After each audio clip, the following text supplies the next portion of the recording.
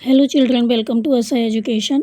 आज हम करेंगे 8वीं क्लास की संस्कृत की किताब दीपकम का सेकंड चैप्टर अल्पानम अपि वस्तूनाम संहतिकार साधिका। इसका अर्थ होता है अल्पानम अपि वस्तूनाम, छोटी छोटी वस्तुओं का भी संहति एक साथ मिलना कार्य साधक होता है। मतलब छोटी छोटी वस्तुओं का भी एक साथ मिलना बड़े कार्य को पूरा कर देता है। तो हम इस पाठ का करेंगे सारांश, ताकि ये चैप्टर आपको काफ़ी अच्छे से समझ में आ जाएगा। तो आइए देखते हैं कि इस पाठ का सारांश क्या होगा। तो क्या होता है, जैसा कि पाठ का शीर्षक है अल्पानम अपि वस्तूनाम संहतिकार साधिका, मतलब छोटी छोटी वस्तुओं का भी एक साथ मिलना बड़े कार्य को पूरा कर देता है।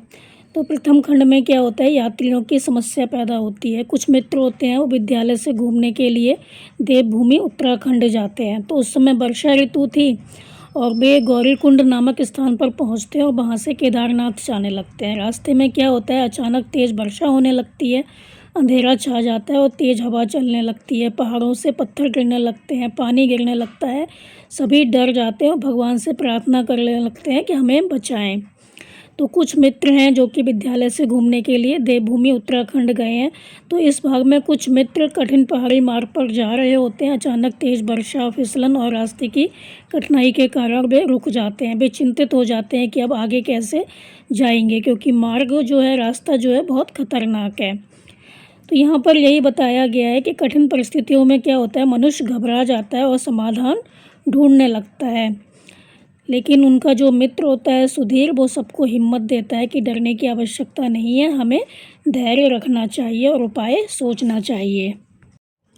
फिर क्या होता है, द्वितीय खंड में एक नेता है जो कि सबको उत्साहवर्धन करता है, मतलब उत्साह बढ़ाता है सबका।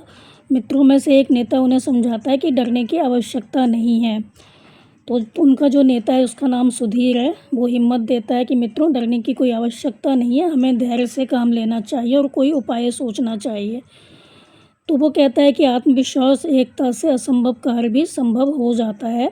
तो वो सभी को हिम्मत देता है और समाधान सोचने के लिए प्रेरित करता है।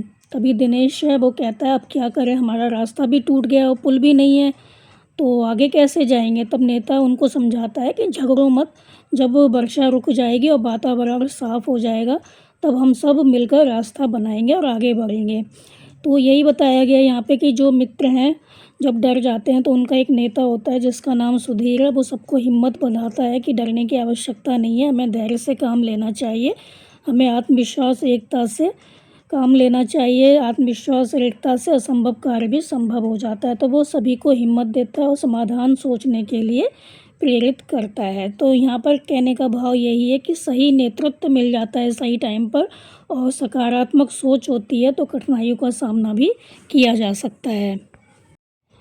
फिर क्या होता है, जो नेता एक कहानी सुनाता है कि एक पेड़ पर बहुत सारे कबूतर रहते थे। एक दिन वो दाना खाने नीचे आए तो बहुत सारे दाने पड़े हुए थे। तो शिकारी ने अपना जाल भी बिछा रखा था। तो वो जब नीचे आते हैं, लालच आ जाता है उनको दाना खाने का, तो नीचे आते हैं तो वो क्या होता है, शिकारी के जाल में फंस जाते हैं। तो सभी कबूतर जाल में फंस जाते हैं, वो बहुत दुखी हो जाते हैं। तो इससे क्या होता है, लालच और असावधानी से संकट आ सकता है। हमें लालच नहीं करना चाहिए, हमें देखना चाहिए कि क्या परिस्थिति है। तो उन्होंने ये नहीं देखा कि जाल बिछा हुआ था, वो दाने खाने के लालच में आ गए और सबके सब क्या होता है, शिकारी के जाल में फंस जाते हैं। फिर क्या होता है, जो कबूतरों का राजा होता है उनको समझाता है कि अगर हम सब एक साथ मिलकर उड़ते हैं तो जाल भी साथ में उड़ जाएगा, क्योंकि एकता में शक्ति होती है। सभी मिलकर जोर लगाएंगे तो जाल भी एक साथ उठेगा। सभी कबूतर एकजुट होकर उड़ते हैं और जाल सहित आसमान में उड़ जाते हैं। तो इससे क्या होता है, वो शिकारी से बच जाते हैं। तो कहते हैं कि एकता में अपार शक्ति होती है। सबने एक साथ जोर लगाया और सभी जो कबूतर थे जाल को लेकर उड़ जाते हैं, क्योंकि उनका एक मित्र था चूहा। फिर क्या होता है, कबूतर अपने मित्र चूहे के पास जाते हैं। तो जो चूहा था उसका नाम था सुग्रीव। तो वो चूहे के पास जाते हैं। चूहा अपने दांतों से जाल काट कर सभी कबूतरों को मुक्त कर देता है, क्योंकि चूहे के दांत बहुत पैने होते हैं। तो वो चूहा था उनका अच्छा मित्र था। सच्ची मित्रता और सहयोग से क्या होता है, संकट दूर होता है। फिर छठे खंड में क्या दिखाया गया है कि मनुष्यों द्वारा मार्ग निर्माण। तो कहानी सुनने के बाद यात्री प्रेरित होते हैं। जो उनका नेता था मित्रों का वो ये कहानी सुनाता है कि एकता में शक्ति हो तो कोई भी काम किया जा सकता है। तो जो यात्री होते हैं उनमें उत्साह आ जाता है। वे मिलकर रास्ते में गिरे जो पेड़ होते हैं, पत्थर होते हैं, उनको हटाते हैं और नया मार्ग बना लेते हैं। इस प्रकार वे अपनी मंजिल तक पहुंच जाते हैं। तो कहानी से प्रेरणा लेकर मनुष्य भी एकता से कार्य पूरा कर सकता है। तो कोई भी कार्य होता है, अगर हम में एकता है और हम सही से काम करें तो वो कार्य पूरा हो सकता है। तो सभी जो कबूतर होते हैं एक साथ जाल को लेकर उड़ते हैं। अपने दोस्त चूहे के पास जाते हैं, चूहा दांतों से जाल काट देता है, सभी कबूतर आज़ाद हो जाते हैं। तो ये कहानी सुनने के बाद जो मित्र थे उनमें भी उत्साह आ जाता है।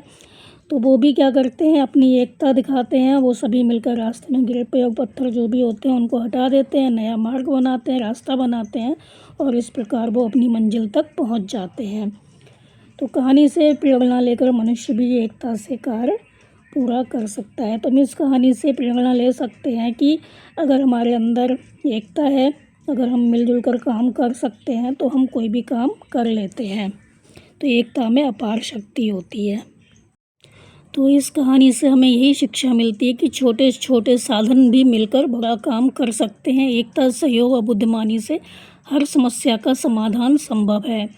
तो अल्पान अपि वस्तूनां साहित्यकार साधिका मतलब छोटी छोटी चीज़ों का समूह भी बड़े कार्य को सफल बना देता है। छोटी छोटी वस्तुओं का भी एक साथ मिलना बड़े कार्य को पूरा कर देता है।